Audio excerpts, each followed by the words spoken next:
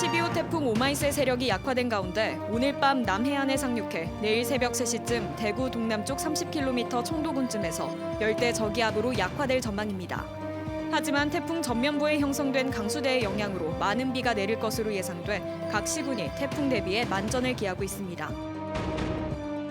울진군이 오늘부터 29일까지 사회적 거리 두기를 2단계로 격상하고 공직자의 경우 4단계 수준의 방역 수칙을 적용하기로 했습니다.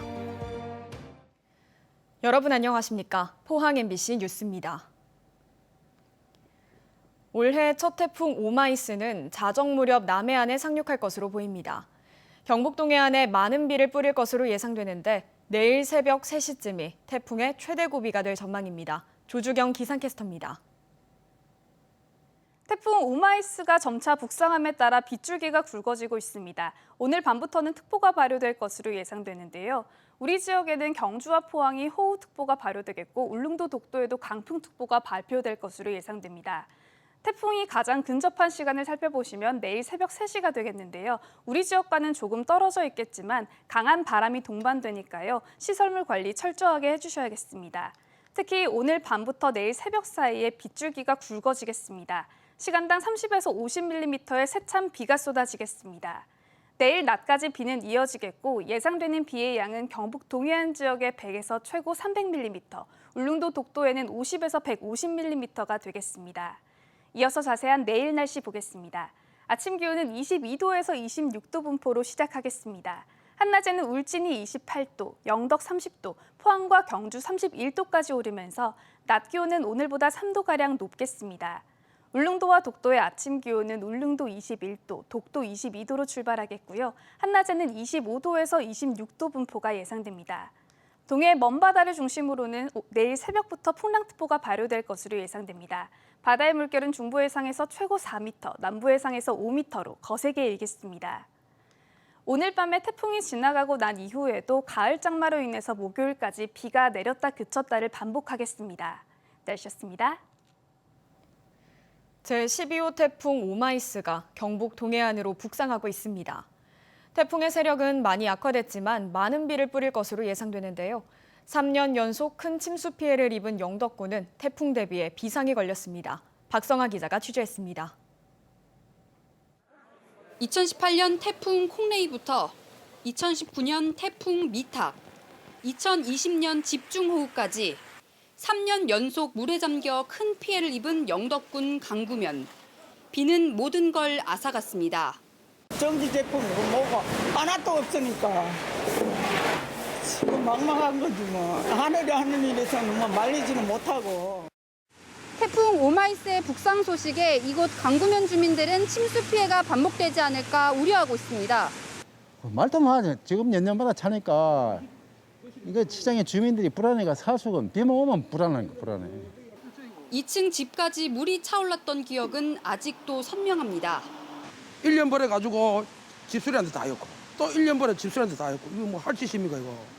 새로 생긴 동해선 철도 등이 원인으로 거론됐는데 영덕군은 우선 인근 하천의 범람을 가장 큰 원인으로 보고 대책을 세웠습니다.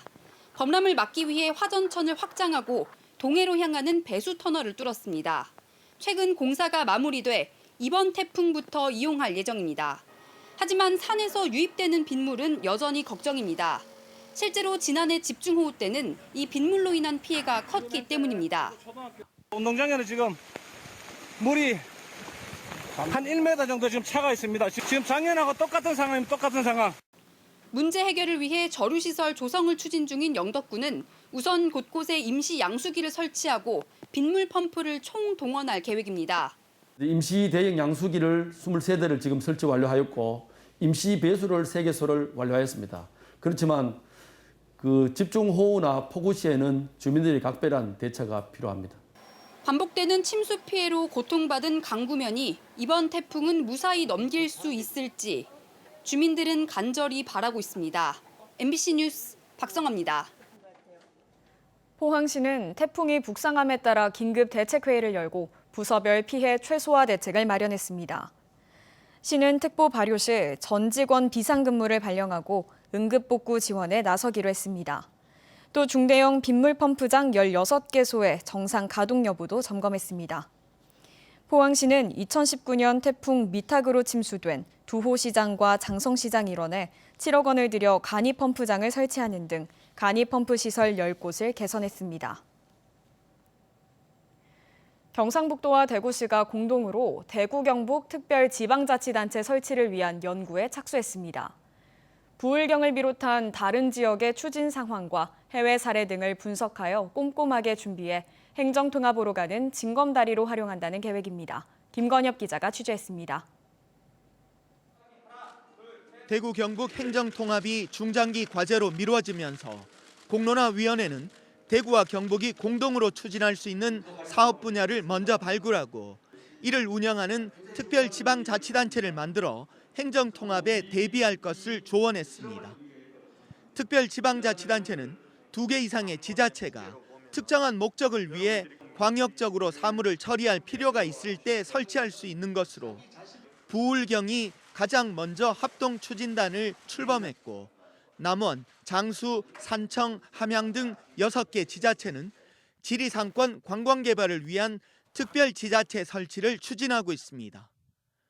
수도권 쏠림을 극복하고 지역 성장 동력을 확보하기 위해 지자체 간 연합이 필요하다는 판단에 따른 겁니다. 경상북도와 대구시도 특별지자체 설립을 위한 공동정책연구에 착수했습니다. 한국지방행정연구원의 용역을 맡겨 특별지자체의 명칭과 사무소의 위치, 경비 부담, 광역사무 발굴 등을 구체적으로 준비할 계획입니다. 특별지방자치단체를 행정통합으로 가는 추진 동력으로 활용해야 한다는 의견에도 깊이 공감을 합니다. 타 시도와 해외 성공 사례 등을 검토하여 하나하나 면밀히 분석해서 구체화해 나가도록 하겠습니다. 양측은 행정통합의 사전 효과가 충분히 나타날 수 있는 교통과 관광 분야를 1차 광역사무로 정해 추진하기로 했습니다.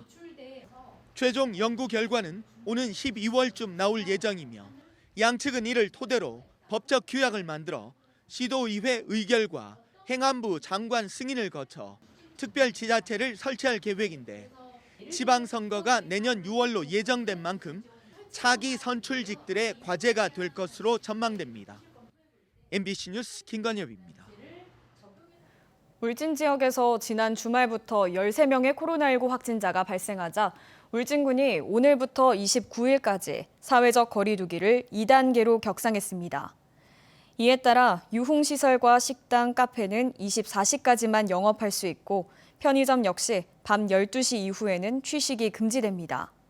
또 공직자에 대해서는 회식과 출장, 모임 금지 등 4단계 수준의 방역수칙을 적용하고 예정된 각종 보고회와 행사 취소, 경로당과 노인복지시설 임시휴관, 공공체육시설 운영 중단 등의 조치를 취했습니다. 만드는데 5초, 분해되는데 500년, 바로 플라스틱 얘긴데요. 코로나19의 장기화로 온라인 쇼핑과 음식 배달이 늘면서 플라스틱을 포함한 일회용품 사용량도 크게 증가했죠. 이런 일회용품과 쓰레기를 줄여보고자 작은 실천부터 시작해 나가는 시민들을 김서연 기자가 만나봤습니다. 찜닭 포장을 해갈 수 있어요. 보통 맛을 하시면 돼요? 네. 보통 맛인데 여기에 포장해 주실 수 있나요? 네, 여기에 포장해 드릴게요. 안동에 사는 서홍림 씨는 식당에서 음식을 포장해 올 때 집에서 가져온 냄비에 음식을 담아옵니다. 처음에 집 근처 족발집으로 이제 반찬통을 가지고 가서 포장해 오기 시작했습니다. 근데 하니까 좀 색다른 도전이라는 그런 기분이 들어서 재밌기도 하고 또 쓰레기도 적게 나오고 하니까 보람 차더라고요. 설거지할 때도 천연비누와 수세미를 사용합니다. 플라스틱 수세미를 쓰면 500년, 1000년을 간다고 하던데 천연 수세미를 쓰면 이게 음식물 쓰레기도 버리거든요. 코로나19로 일회용품을 포함한 쓰레기 배출량이 급증하자 서홍림 씨처럼 환경을 지키기 위한 작은 실천들이 곳곳에서 이루어지고 있습니다. 지난 6월에는 안동 시민들이 모여 기후위기 안동 비상행동을 출범하고 자원순환을 비롯해 환경 보호에 대한 공부 모임을 진행하고 있습니다. 내가 할 수 있는 일들을 찾아보자. 그런 차원에서 공부 모임을 하게 됐고 친환경 제품들을 일부러 찾아서 쓰는 활동도 굉장히 중요한 실천이라고 그렇게 생각이 돼서 쓰레기 배출을 최소화하는 실천을 제로 웨이스트라고 하는데 최근 제로 웨이스트를 위한 친환경 제품들의 수요도 늘면서 지난달 안동에서는 처음으로 친환경 제품만 판매하는 가게가 문을 열었습니다. 스테인리스 빨대와 샴푸, 비누 같은 일회용품의 대체 상품을 판매합니다. 의외로 이 환경에 관심이 많으신 분들이 많다는 거예요. 이 지역사회에서도 지역 주민들에게 막연한 이 환경에 대한 관심과 그 실천 사이에서 매개체 역할을 했으면 좋겠습니다. 코로나 이후의 환경을 생각하는 시민들의 움직임이 확산되고 있습니다. MBC 뉴스 김서연입니다. 영덕군은 코로나19 사태 장기화에 따른 피해를 고려해 주민세를 감면해 주기로 했습니다. 군은 8월에 세대주에게 부과하는 주민세 개인분 11,000원과 사업소분 기본세액 55,000원에서 22만 원 전부를 면제한다고 밝혔습니다. 총 감면액은 2만여 건에 3억 9천여만 원이며 공공기관과 금융기관은 감면 대상에서 제외됩니다. 대구 지하철 노조가 16년 만에 파업을 결의했습니다. 코로나19 여파로 역대 최대 적자를 기록하고 일부 구조조정 위기까지 내몰리고 있다는 게 이유인데요. 노조는 적자의 최대 원인인 무임수송을 국비로 지원해달라고 요구하고 있는데 관철되지 않을 경우 오는 10월 파업에 들어갈 수 있습니다. 손은민 기자입니다. 대구 지하철 노조가 80.1%의 찬성률로 파업을 결의했습니다. 전체 조합원 1,230명 중 1,015명이 투표해서 813명이 찬성표를 던졌습니다.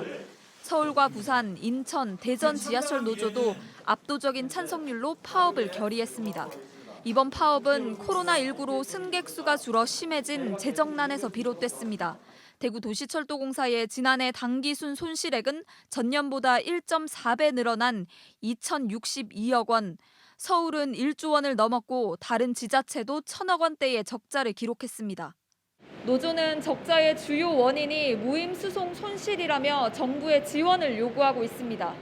지금이 600억이긴 하지만 이것이 결국엔 좀 있으면은 인구가 점점 늘어나고 1,000억이 될 수도 있고 결국에는 할 수 있는 것이 서울시처럼 구조조정이나 아니면은 다른 방법으로는 요금 인상, 실제로 뭐 다른 방법으로 해서 어떤 간에 시민들한테 부담이 지어질 수밖에 없는. 대구는 노인과 장애인, 국가유공자 등 법정 무임 승객 비율이 매년 늘어 이젠 승객 3명 중 1명에 이릅니다. 앞으로 고령화가 더 진행되면 무임 수송에 따른 적자 폭도 커집니다. 결국 구조조정과 외주와 같은 근로조건 악화로 이어질 거라는 게 노조의 판단입니다. 대구 노조는 또 파업을 결의한 5개 지역 가운데 대구만 3조 2교대로 근무하고 있다며 4조 2교대로 개편할 것을 요구하고 있습니다. 하지만 대구도시철도공사는 근무조를 늘리려면 300명이 더 필요한데 인건비를 감당할 수 없다는 입장입니다. 노조는 요구안이 받아들여지지 않으면 파업을 강행하겠다고 밝혔습니다. 다음 달 대구 지방노동위원회에 조정 신청하면 오는 10월 파업에 들어갈 수 있습니다. MBC 뉴스 손은민입니다. 포항 지진 피해 구제 신청 건수가 10만 건을 넘어선 가운데 포항시는 필수 구비 서류만 지참하면 우선 신청할 수 있도록 지원하기로 했습니다. 포항시는 오는 31일 접수 종료 후에는 피해 접수가 불가능한 만큼 통장 사본과 주민등록 초본, 등기부 등본 등 필수 서류로 우선 신청하고 기타 서류인 피해 사진이나 견적서 등은 2주 안에 보완할 수 있다고 밝혔습니다. 또 평일 오전 8시부터 밤 12시까지만 운영해온 온라인 접수는 주말을 포함해 24시간 상시 접수할 수 있도록 시스템도 개선했습니다. 포항 내연산 폭포가 국가지정문화재 명승으로 지정 예고됐습니다. 문화재청은 포항시 송라면 내연산 폭포 12개 가운데 상생폭포와 보연폭포 등 7개 폭포와 주변 지역을 국가지정문화재인 명승으로 지정 예고한다고 밝혔습니다. 문화재청은 내연산 폭포는 신증동궁 여지승람과 대동여지도 등 고문서에도 여러 차례 언급될 만큼 역사 문화적 가치가 높다며 다음 달 문화재위원회 심의를 거쳐 명승 지정을 확정하겠다고 밝혔습니다.